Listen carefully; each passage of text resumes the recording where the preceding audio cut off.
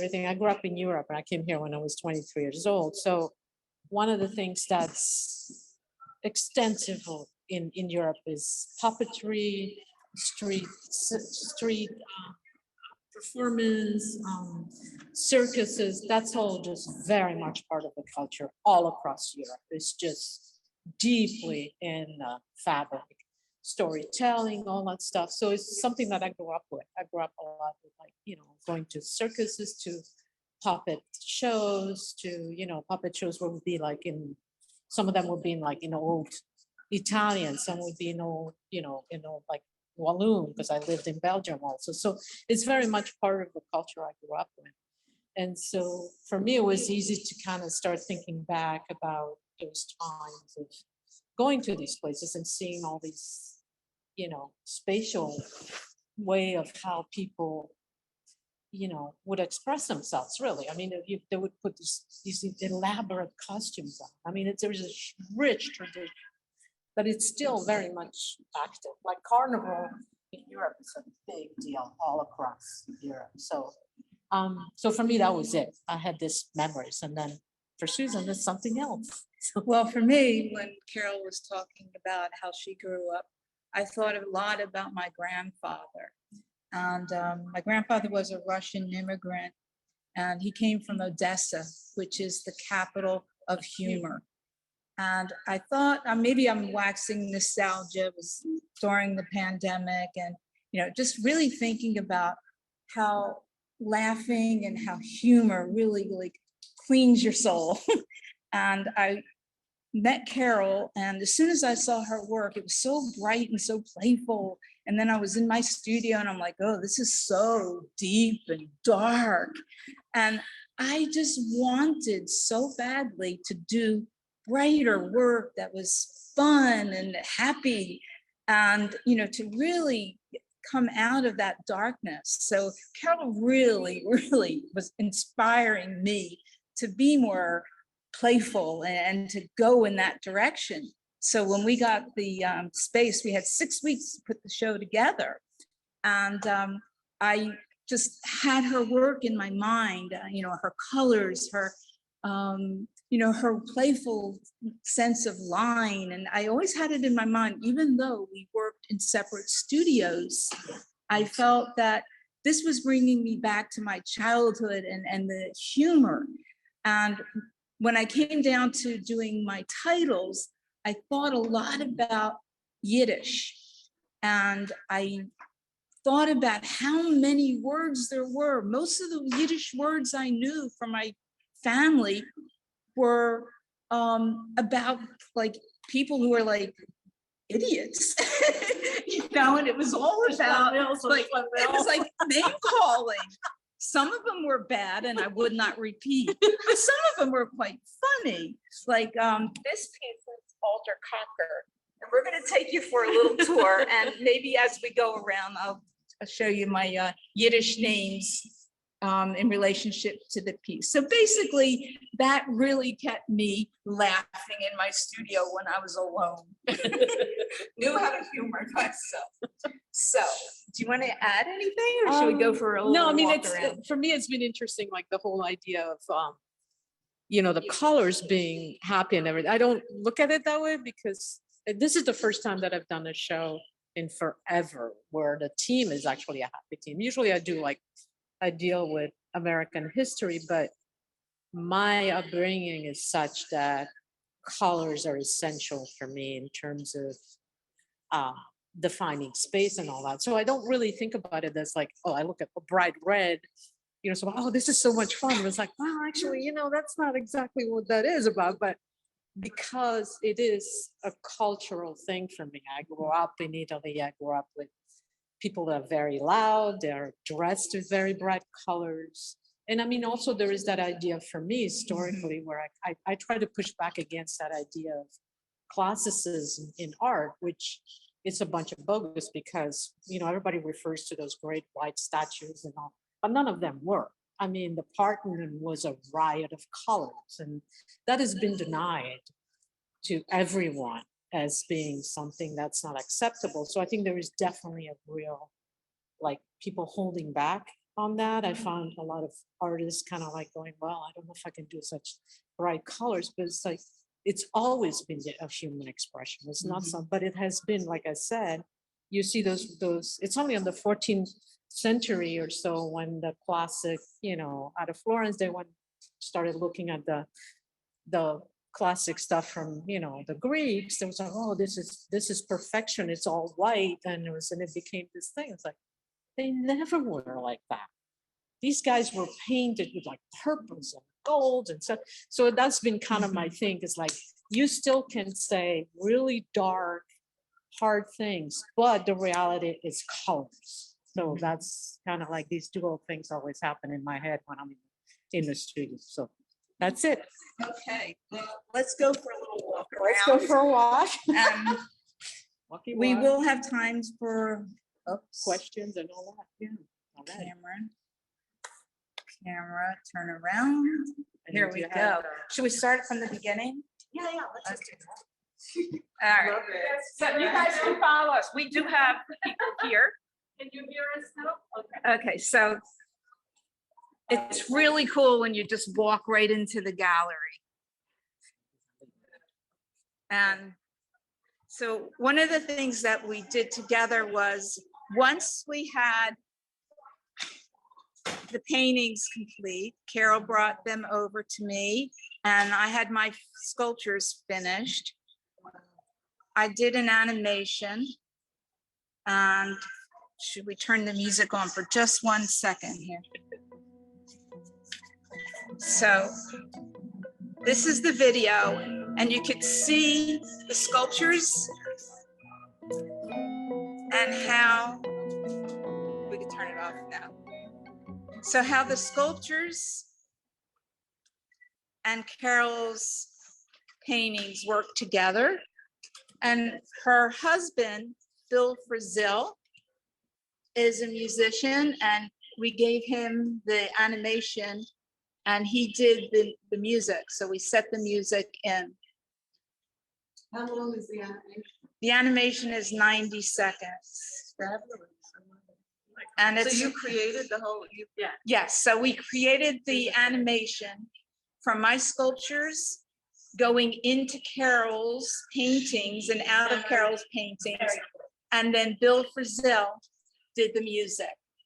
And there's 3 sets of music that give you a different mood. And we also did a installation with it. And I'm going to go around later. So should we go here? So I'm going to start on this wall when you enter the gallery. And so if you received a postcard, this is the print from, or the painting. These are all watercolors. You want to talk about your work? Yeah, these are all watercolors and pencils. So again, that idea of, playfulness and how things spatially move. And these are watercolors, Japanese watercolors I'm absolutely crazy about. So I did a lot of these, and I wanted to keep this kind of language going. They're all called shenanigans. Because that's, shenanigans. I'm sorry? Oh, there you go. Oh, that's a good one. So basically, yeah, foolishness, right? And then I thought I was so clever because I came up with, I was like, oh, shenanigans. And then I drive by somewhere in Brooklyn and there is this old Irish dive called Shenanigans. I was like, oh yeah, it wasn't you. You didn't come up with it. So basically I just kind of laid all these out. This is one of the pieces that definitely is in the video. That whole idea of one of my nephews' favorite word, shenanigans are great. And then I think, so these are small paintings that I did. They relate again to, being in the circus and all this. And then we noticed, of course, that there were such commonalities with these curly cues. I mean, a lot of them, it's only when we actually set up the show that we found out. So if you want to talk a bit about your sculpture. Sure. So my sculptures really didn't change a whole lot except for the color and the actual jetting out with these sort of marks going into into the air so that there's a little more space from the sculpture, or negative space and positive space being played with. So what is this one's name? This is called the Luftmensch, Like a brainy. like theoretician like kind of like thing. someone whose head is in the Inspired. air, you know, like when you have really, when your feet are not on the ground. So the lines are all taken from maps. They're abstracted from maps that have been from the Brooklyn waterfront. This shows the landscapes underwater along Brooklyn and the river along there. So that's where they all started from. So they're So all how do you prints. do it? How do Thank you. Do the lines? What do you? I draw them and then print actually them. draw them. Yeah, then I print them. So I did a bunch of prints. These are all from screen prints. So I had thousands of prints and just kept using them over and over. So that's you know, a way I've been working, and we just love the way our work kind of The curves. works together so nicely. We'll go around the gallery here. I don't want to get anybody dizzy. So you can see that too in this one. And we didn't know until we put the show up, the similarities in our work. We didn't realize how What's the well name it of really was. This one is the Jester. Gesture. It's the gesture. Jester. No, this one's just the jester. Because I was really trying to capture the different gestures, especially when people talk with their hands, which is an Italian and a Jewish thing. So, so you can see how we really kind of subliminally worked from each other. And then these are a few smaller pieces I did. This one is Looney. No, was it Looney? No, Coney. Coney is someone that you could, this is a term they use in like carnivals and circuses. Like a coney is someone who that you can easily cheat and fool. And this one is I kept thinking of him as a zombie. So this one is a wired zombie. This is WTF.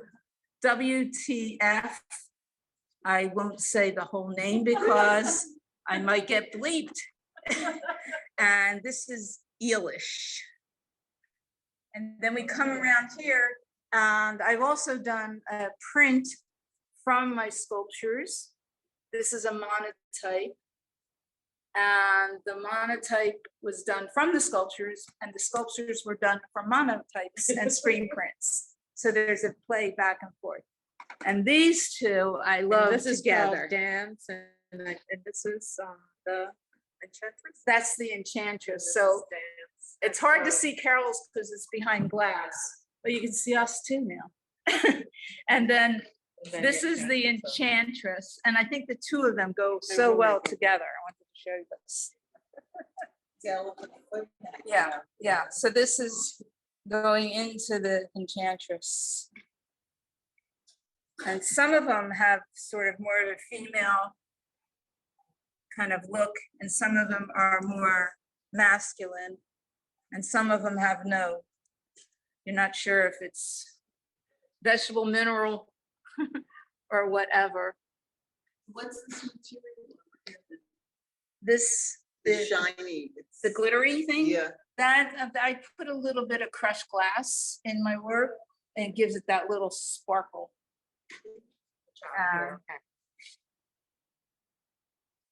This is Shellface, and he's got a very funny look on his face. But I didn't mean to do that. My intention was only to make work that was happy and fun. I had no real literal intention. And this is Princess Dentata. And this is Sponge Hog. Not all of them are Yiddish. Yeah. Or this is a few more. And then this one, It's just interesting when we put it on the table, we kind of realized that. like so much. It's A like, lot of oh, this really okay. came about when we were installing the show.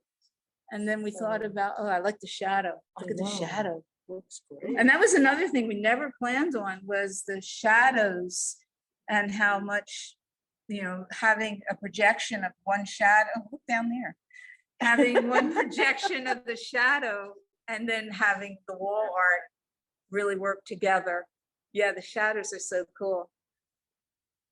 Yeah, no, so, I was just thinking, I think that was the thing for me, is thinking about, Susan's tones and how do I work with them so that we still completely separate, but that there is some kind of conversation. So I think the team was really helpful, I think, more than anything else. I think having that team of playfulness, but also our experience with it, I think really, we wanted to do something that was grounded in a personal experience. I think that was Mhm. and then there is this thing. And that I've here's seen the, this for weeks going on, like for months at our house. And that damn thing, it's only on the floor today. I mean, this was an achievement. yeah. Well, originally it was supposed to be standing tall, but as I work, things have a mind of their own. And this started to kind of drool over. So this is the altar cocker, and he has his own way of living. So this He's had a hard life. He's had a hard life. One, That's it. Whatever I say was yeah. That's his favorite Yiddish expression off the top. it's so perfect.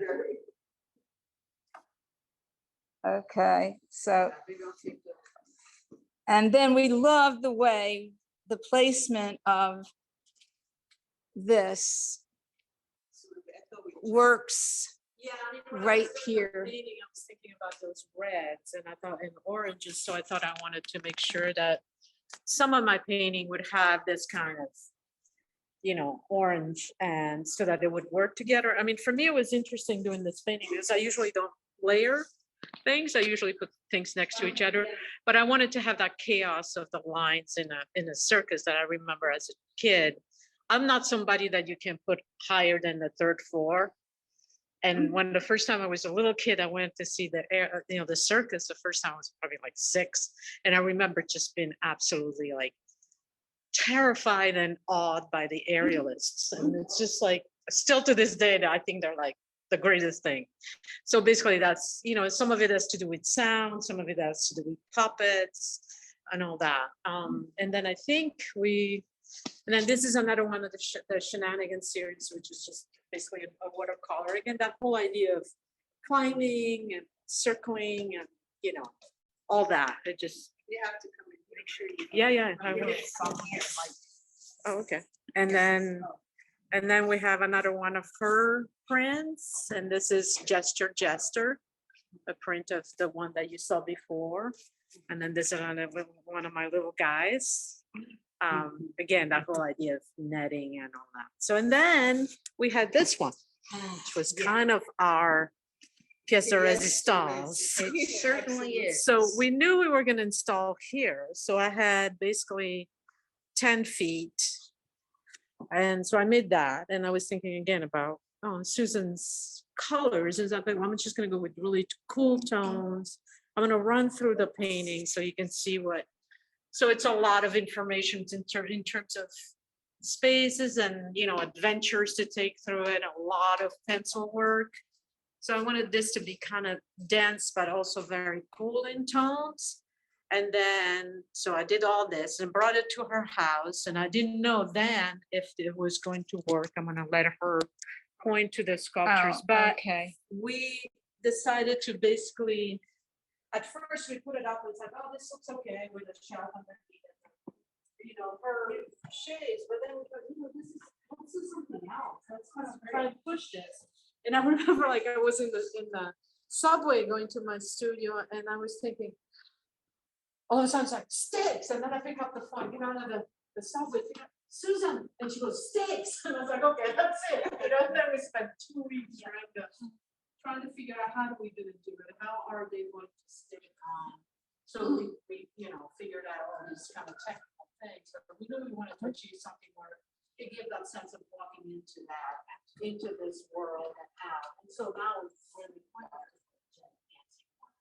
somewhere. It would be so great to have like, actually, what? This should be a public thing where people can climb these. Oh, wow. Wouldn't that be great? Like pony garden people just climbing over. So then, here is like Susan has a collection of absolutely insane, magnets. So we put all these magnets in there. So yeah, we had to troubleshoot the stuff for quite a while. And yeah, that's the tour. So if you guys want to sit down and ask questions, we can do that. Oh yeah, the little Geo. Oh yeah, and this one thing that she doesn't tell you is that these pieces are really light. They're very solid but very light. So These are hollow, yeah, but these are heavy. But even these the are ones heavier. around there, none of them are heavy. Yeah. So maybe for all the pocket. But that's it. You gotta wait. Yeah. So here's another case of the shadows. The shadows really came about here when we did the install. Even though it was site specific, we really didn't have a clue about the lighting in the gallery when we were working on the piece. So I just love all the shadows that surprised us. And also we weren't able to, we had to decide we had to shorten and install the shelves here. Right. So we didn't really quite know. And you were there, you installed these shelves for the page. Yeah. Yep.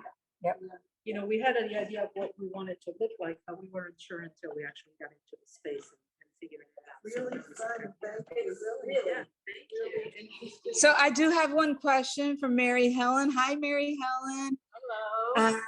She asked, what is the main material you used in the sculpture? So for the sculptures, I always start out with printmaking. I printed on heavy duty paper, then just take the paper and I mold it into a form.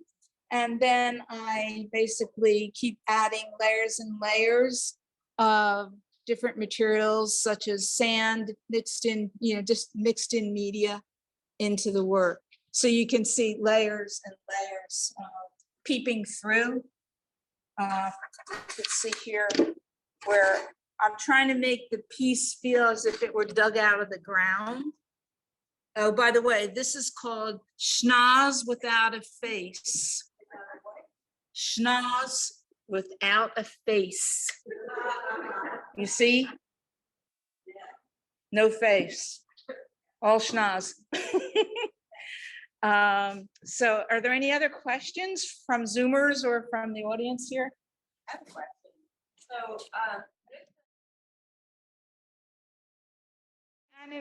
The storyboard basically for me was that it was very similar to the installation piece where it was the sculptures were going into the painting and then the mystery would happen behind the painting and then that was for the viewer to make up on their own. That gives the viewer the chance to use their imagination, and then the sculptures come out of the painting. I knew what her work was, so I needed to feel that it was going to work. So that was really kind of a helpful. It's a good discipline, regardless, and I felt like, okay, this is not all about you. It needs to fit within this context. And the largest context, of course, was the space itself. So we were trying, I had to kind of work those things through my head and trying to clarify how much I could actually do and how. So that took me a while. I mean, I was just kind of like, okay, it's like, what am I gonna do? You know, I don't wanna, because that was the thing that, I mean, we had talked about, I said the one thing that I don't want is to, you know, take away from Susan's work. That was really something that but also we were so strong in our own aesthetics. So it's like, okay, how do I work that around, you know, so that it would fit? And it felt like it was almost this became this kind of like riotous environment for these anthropomorphic figures bouncing around, you know, so it seems to have worked. I mean, I'm really happy with the show. I really like what it is. So. Oh, yeah, I love it. And I think that experience, I mean, everything in my life goes into my work. And Yeah. some intentionally and some I don't realize until maybe afterwards. And sometimes I never realize it. A year down the road, I might. But Carole and I are definitely gonna do more, you know, We will do collaborations more. together.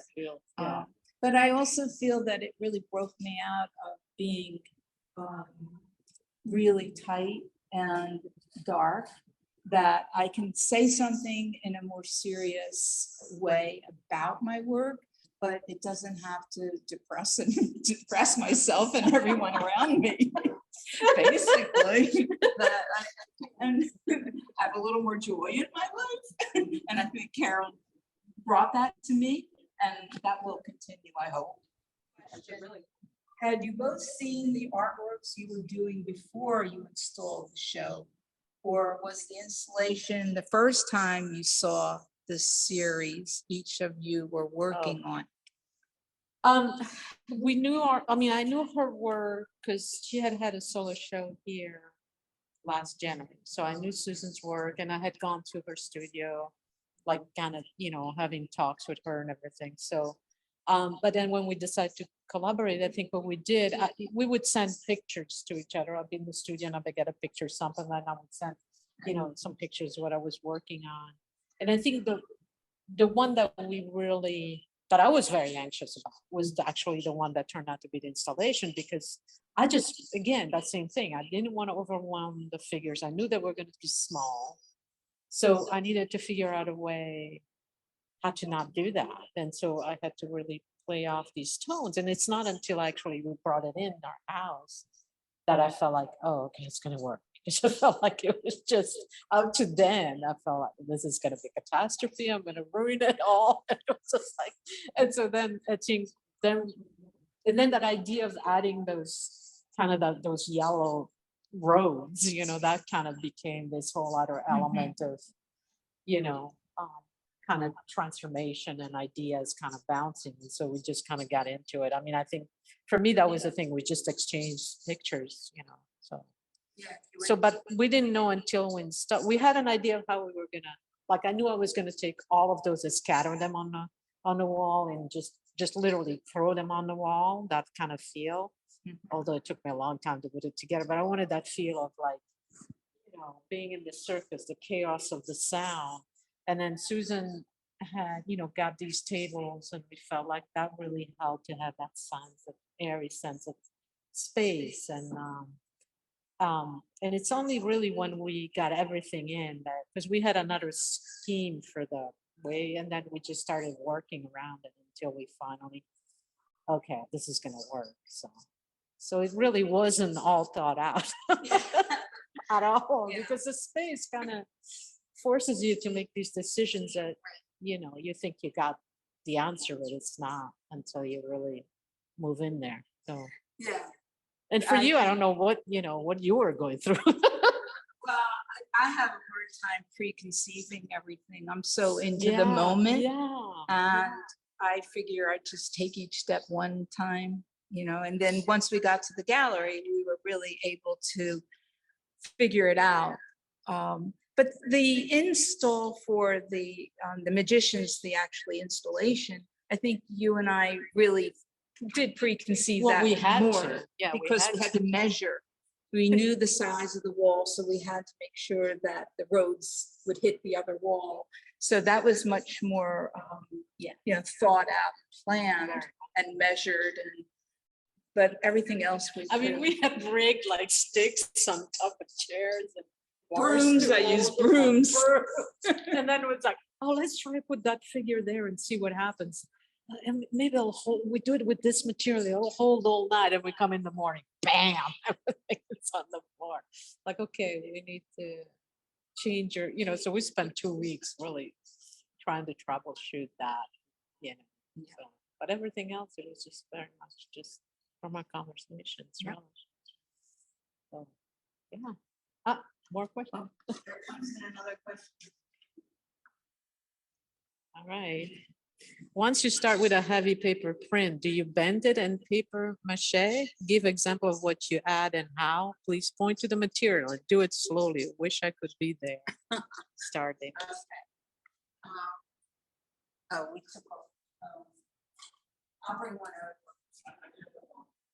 You could put the phone. I'll just bring a piece over.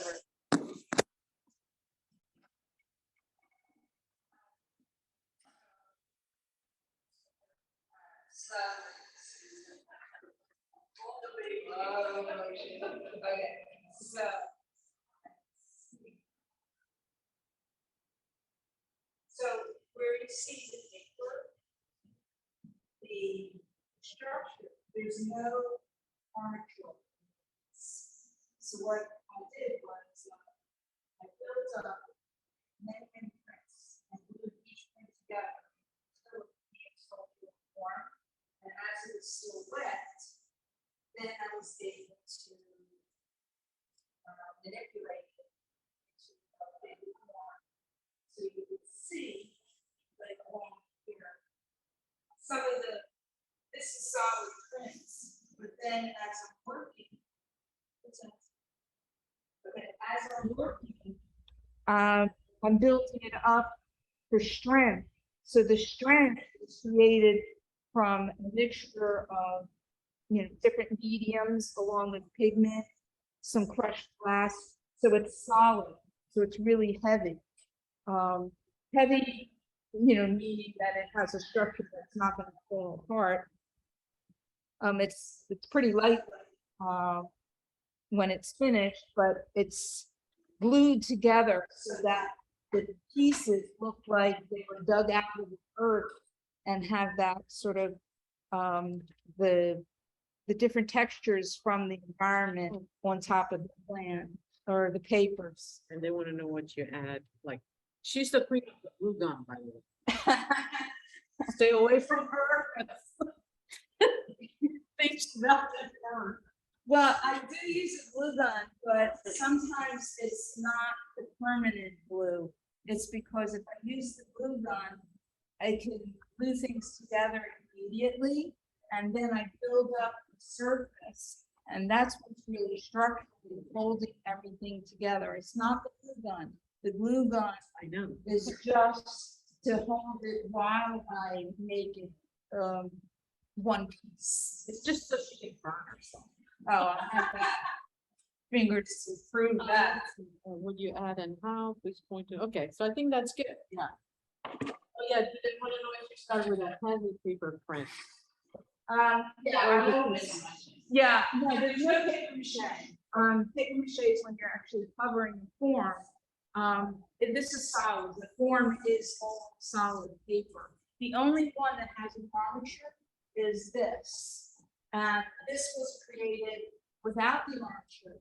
And then that's why it was starting to fall over. And then my husband who teaches sculpture comes to my studio and says, you need an armature. And I'm like, yeah, now. And then he came back. If anyone knows my husband, William John, he's brilliant and always like ready to help. He had stainless steel in the bottom platform so that it was weighted, and he helped me stick the pole up there.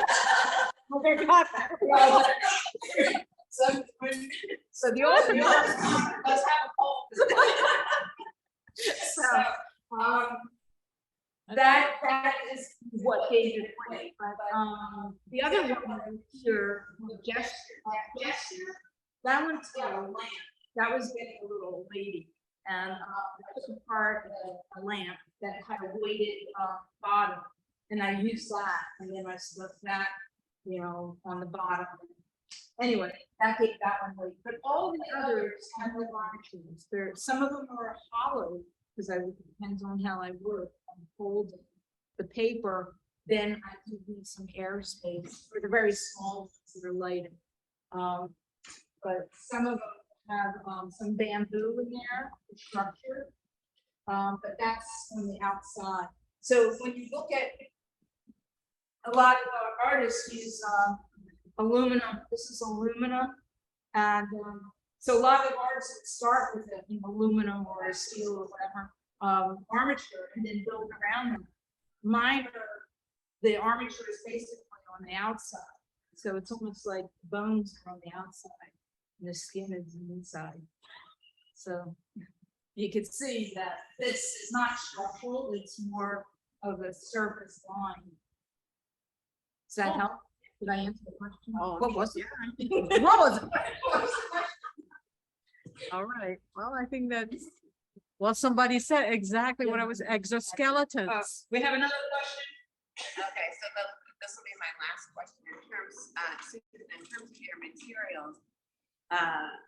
Specifically, I'm saying you mentioned the bones, and I'm seeing a lot of obviously bones.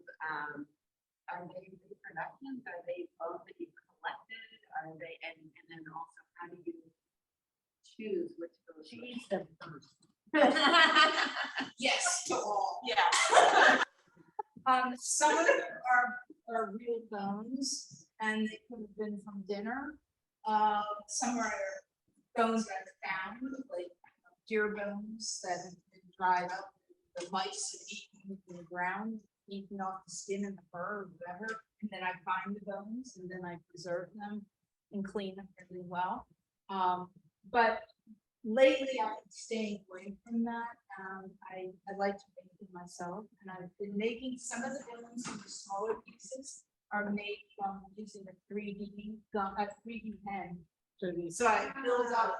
So some of them, they're very thin lines.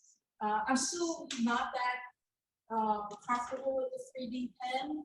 I think we need to do a little more research on the actual bioplastics of what it is. It can change again. I don't always trust the structure of it, but I think as technology is better, 3D pen is awesome.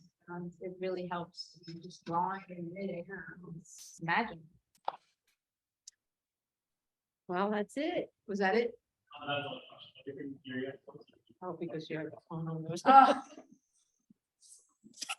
I need to repeat anything? What would you use for color? What do you use for Color. I use different pigments, either in liquid form or in dry form. A lot, the brighter colors are more of a manufactured color. It's the earth colors.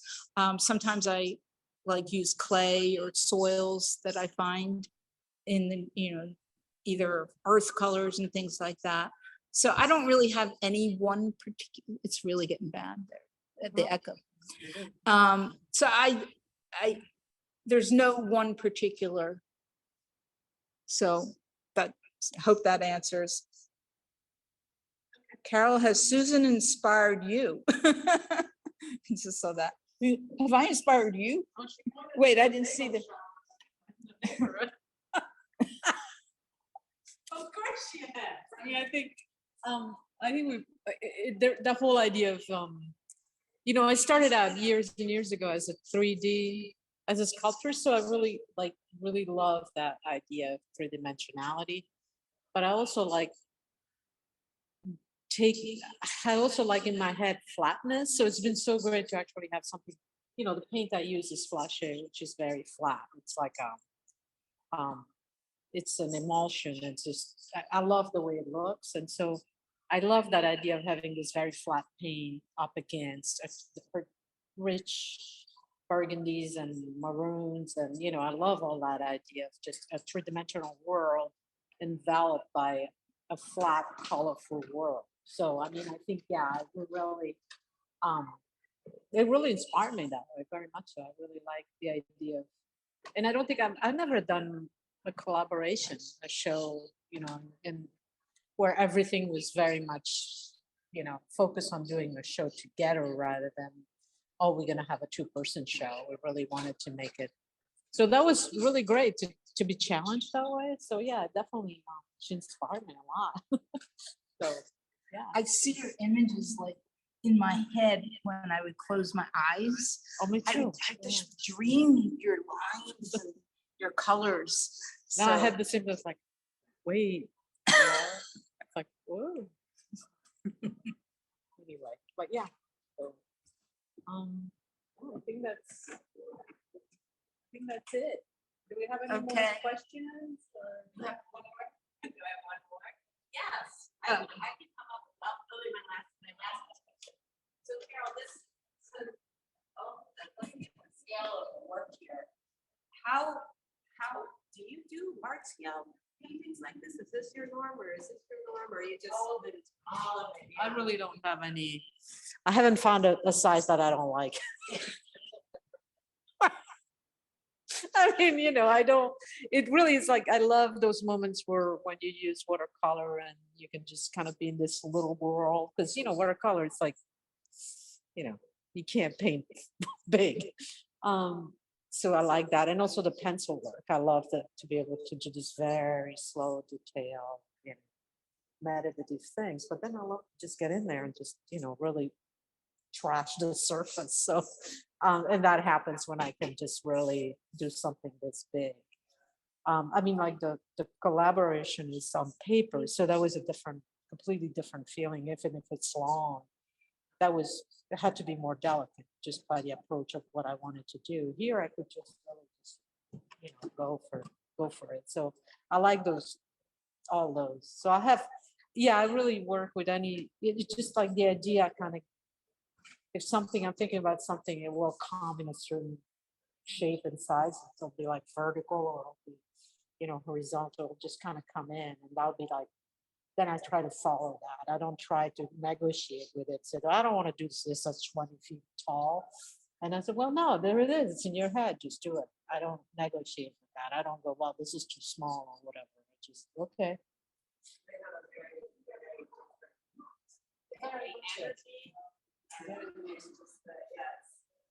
I know, it's strange. Yeah. It's like two sides.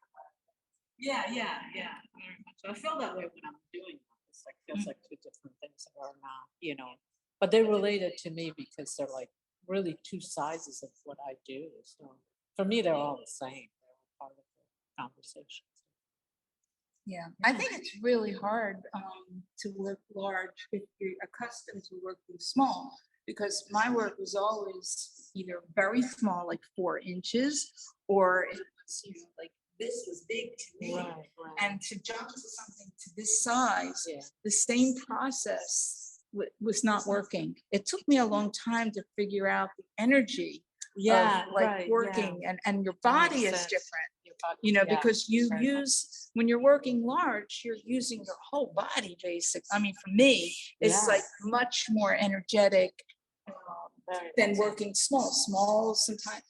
Sometimes you're just using from your wrist to your fingers. Right. When you're working large, you're using, your toes to your head, and the energy really comes across by your body. Well, for me, it was like the way I was very moving. much so for me too. Yeah. I mean, I have a thing to climb on and climb down.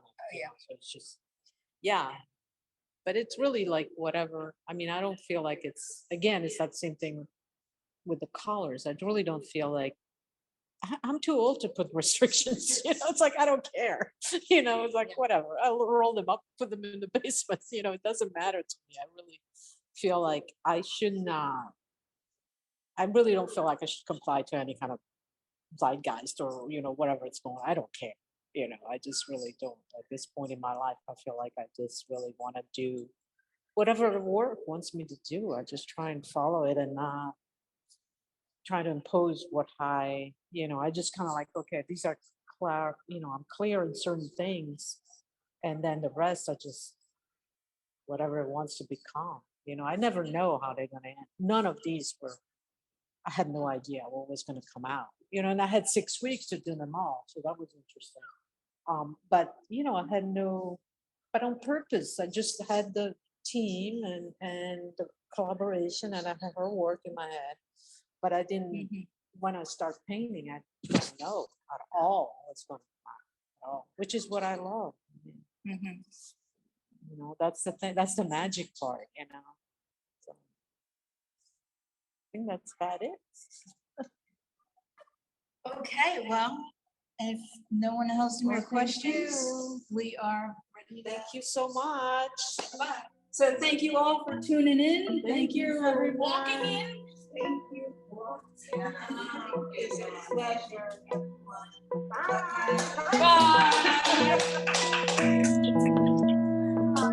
And pull the plug, Felix. Bye. Bye.